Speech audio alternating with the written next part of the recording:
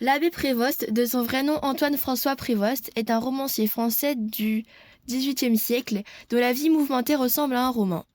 Sa vocation fut longtemps hésitante entre une carrière militaire, une vie religieuse et une existence faite de voyages, d'aventures et de passion. Il est par ailleurs considéré comme l'introducteur en France du roman sensible, un genre romanesque créé par l'écrivain anglais Samuel Richardson qui met en scène de jeunes héros passionnés et sensibles confrontés à l'univers du vice et de la vertu. En 1731, il publie dans le tome 7 des Mémoires d'un homme de qualité l'histoire du chevalier Des-Grieux et de Manon Lescaut, un roman qui fut jugé immoral en raison de son libertinage et condamné par la censure de l'époque. Le récit met en scène un jeune homme de bonne famille, Des-Grieux, qui s'éprend d'une courtisane au comportement libertin, Manon Lescaut, qui l'entraîne peu à peu dans l'univers du jeu, du vice et de la débauche.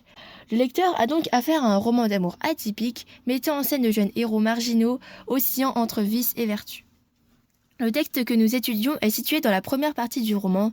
Ce récit intervient après une première infidélité de Manon qui a trahi le jeune Des-Grieux avec M. de B, un riche fermier général, causant ainsi la rupture entre les deux jeunes gens. Des-Grieux reprend alors ses études religieuses et entre au séminaire de Saint-Sulpice à Paris, en tentant d'oublier Manon. C'est le moment que choisit la jeune fille pour réapparaître. Nous verrons comment le récit des retrouvailles amoureuses est-il dramatisé. Nous montrerons tout d'abord que cette scène est placée sous le signe de retrouvailles éblouissantes et bouleversantes, lignes 1 à 5, puis nous étudierons la tension dramatique de la scène, lignes 6 à 13, avant de nous intéresser à la rechute passionnelle de Des-Grieux, lignes 14 à 26. La scène des retrouvailles entre Manon Lescaut et le chevalier Des-Grieux, rapportée par le souvenir rétrospectif de ce dernier, est tout d'abord placé sous le signe de l'émotion et de la surprise. Le texte commence par indiquer brièvement le cadre de l'action. Il était 6 heures du soir, ligne 1, puis la fin du sermon religieux de Des-Grieux et son arrivée au parloir, ligne 1 à 2. Mais ce cadre religieux disparaît presque aussitôt, au bénéfice de la seule vision émerveillée de Manon. L'effet de surprise lié à l'apparition de la jeune fille est fortement souligné par une phrase de modalité exclamative et l'interjection « Dieu, quelle apparition surprenante !» Ligne 2. Le mot « apparition », qui appartient conjointement au lexique de l'amour et de la religion, marque ici une première ambiguïté dans le texte. Le passage semble par ailleurs rejouer la scène de rencontre amoureuse racontée au début du roman, comme le montre le champ lexical de l'apparition et de l'éblouissement. Apparition, ligne 2, plus brillante que jamais, vue, ligne 3, charme, ligne 4. Toute sa figure me parut un enchantement, ligne 5. Les termes enchantement et charme, pris au sens fort de charme magique, envoûtement, montrent l'emprise de la jeune fille sur Des-Grieux. Enfin, le portrait de l'héroïne est idéalisé, comme le montre l'emploi des superlatifs. C'est elle, mais plus aimable et plus brillante que je ne l'avais jamais vue, ligne 3. Ses charmes surpassaient tout ce qu'on peut décrire, ligne 4. Aveuglé par la passion, Des-Grieux semble oublier les raisons de sa présence à Saint-Sulpice et pose la jeune femme sur un piédestal. Cet aveuglement est souligné par des formules métaphoriques à valeur d'hyperbole. C'est un air si fin, si doux, si engageant, l'air de l'amour même, lignes 4 à 5. L'entame du texte met donc l'accent sur le caractère éminemment passionné des retrouvailles. La scène est par ailleurs marquée par une forte tension dramatique, comme le montre l'embarras et la gêne des deux protagonistes au début du second paragraphe. Des-Grieux reste interdit, ligne 6, à la vue de Manon et n'ose pas s'exprimer. Il a les yeux baissés et est pris d'un tremblement, ligne 7. La gêne est réciproque du côté de la jeune fille qui a de la peine à masquer ses émotions. Son embarras fut pendant quelque temps égal au mien, ligne 7 à 8. Mais voyant que mon silence continuait, elle mit la main devant ses yeux pour cacher quelques larmes, ligne 8 à 9. Enfin, un silence pesant, ligne 8, règne sur la scène. Ce caractère dramatique est renforcé par les commentaires de Des-Grieux qui trahissent le trouble intérieur du jeune homme. Ne pouvant conjecturer quel était le dessein de cette visite, j'attendais qu'elle s'expliquât, ligne 6 à 7. Le désordre de mon âme, en l'écoutant, ne saurait être exprimé, ligne 13.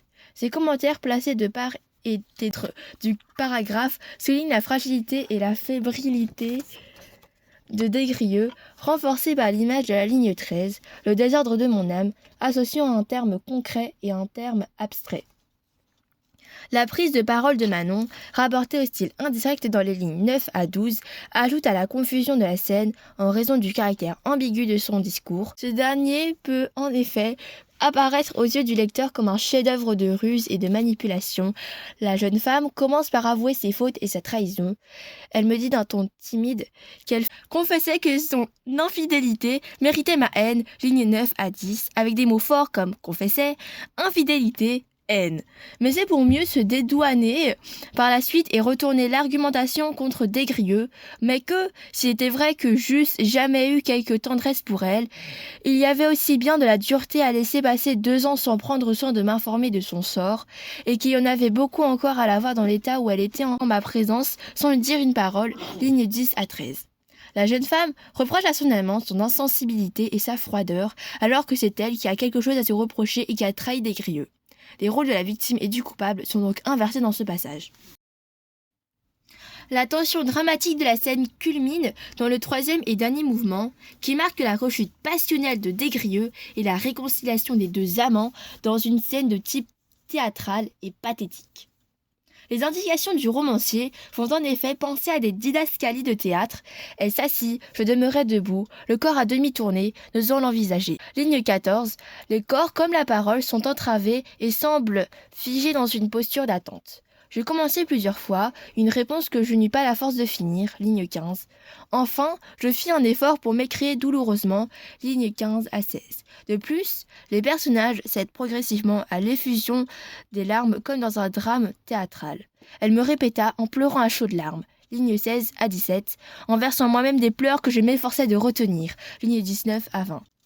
Cet effet de théâtralisation est renforcé par l'emploi du discours direct et de la modalité exclamative dans le discours de Desgrieux. « Perfide, Manon ! Ah ! Perfide ! Perfide !» Ligne 16. La répétition du mot « perfide » repris par Manon dans la phrase suivante révèle ici la trahison de la jeune femme avec Monsieur de B, à l'origine de la dispute amoureuse et de la séparation. Les 2 jeunes gens ne peuvent cependant s'empêcher de laisser libre cours à leurs émotions, comme le montre le passage des lignes 17 à 19. « Que prétendez-vous donc » m'écriai-je encore. « Je prétends mourir, répondit-elle, si vous ne me rendez votre cœur, sur lequel il est impossible que je vive. » On observe dans ce passage un glissement progressif du lexique du reproche et du jugement, moral au lexique de l'amour et des sentiments, avec des images attendues et stéréotypées.